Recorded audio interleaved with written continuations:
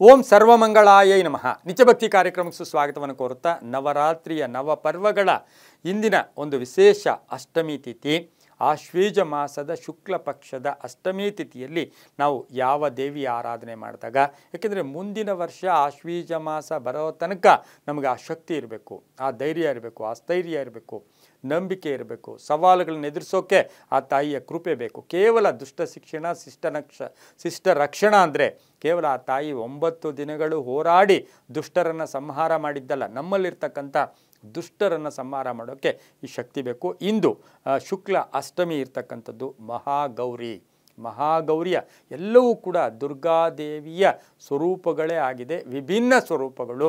ಇಂದು ದುರ್ಗಾದೇವಿಯ ಅಂದರೆ ಜಗದಂಬೆಯ ಜಗದಂಬೆಯ 8ನೆಯ ಶಕ್ತಿಯ ಸ್ವರೂಪವೇ ಮಹಾಗೌರಿ. ನಾವು ಗೌರಿ ಅಂದರೆ ಗೊತ್ತು, ಎಷ್ಟೋ ಜನರಿಗೆ ಪುಟ್ಟ ಗೌರಿ ಅಂತೀವಿ. ನಮ್ಮಲ್ಲಿರ್ತಕ್ಕಂಥ ಹೆಣ್ಣು ಮಕ್ಕಳಿಗೆ ನಾವು ಗೌರಿ ಥರ ಇದ್ದಾರೆ ನೋಡಿ ಅಂತೀವಿ, ಅಂದರೆ ಮುದ್ದಾಗಿದ್ದಾರೆ, ದೈವ ಸ್ವರೂಪ ಇದೆ, ದೈವ ಕಳೆ ಇದೆ, ಆ ಮುಖದಲ್ಲಿ ತಾಳ್ಮೆ ಇದೆ, ಆ ತಾಯಿಗೆ ಏನೋ ಒಂಥರ ಆ ಶಕ್ತಿ ಇದೆ ಅಂತ ಪುಟ್ಟ ಮಕ್ಕಳಿಗೆ ಹೇಳ್ತೀವಲ್ವ.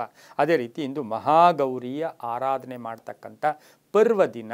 ಇಂದು ಆ ತಾಯಿಗೆ ವೃಷಭ ವಾಹಿನಿಯಾಗಿರ್ತಕ್ಕಂಥ ಆ ತಾಯಿ ಚತುರ್ಭುಜೆ, ಶ್ವೇತವರ್ಣೆ, ಬಿಳಿಯ ಬಣ್ಣ, ಚತುರ್ಭುಜ, 4 ಕೈಗಳು, ಹಾಗೆ ಬಲಗೈಯಲ್ಲಿ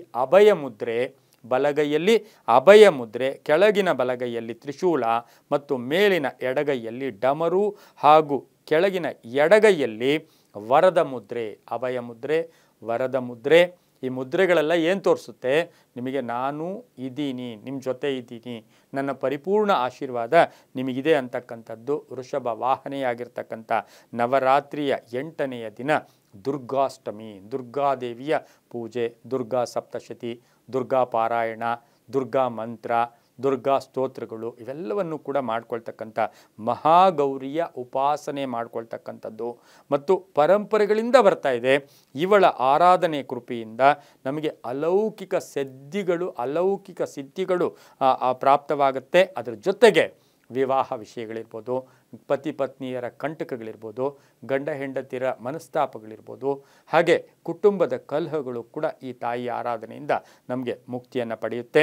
ಇನ್ನು ಈ ತಾಯಿಗೆ ಅಷ್ಟಮಂ ಅಂದರೆ ಈ ತಾಯಿಯನ್ನು ಬಿಳಿಯ ಬಣ್ಣವನ್ನು ಈ ತಾಯಿ ಹೊಂದಿರ್ತಾಳೆ. ಕೋಸಂಬರಿ ಆಗ್ಬೋದು, ಬೆಲ್ಲದ ಪಾಯಸ, ಬೆಲ್ಲ ಮತ್ತು ತುಪ್ಪದಿಂದ ಮಾಡಿದಂಥ ಬೆಲ್ಲದ ಪಾಯಸ, ಜೊತೆಗೆ ಹೋಳಿಗೆ ಅಂದರೆ ಒಬ್ಬಟ್ಟು ಅಂತ ಕರಿತೀವಲ್ವ, ತೊಗರಿಬೇಳೆ ಹೋಳಿಗೆ, ನಾವು ಸಾಮಾನ್ಯ ಹೋಳಿಗೆ ಊಟ ಅಂತೀವಲ್ವ, ಹಾಗೆ ಹೋಳಿಗೆ ಮತ್ತು ಬೆಲ್ಲದ ಪಾಯಸ, ಇದನ್ನು ಈ ತಾಯಿಗೆ ನೈವೇದ್ಯವಾಗಿಟ್ಟು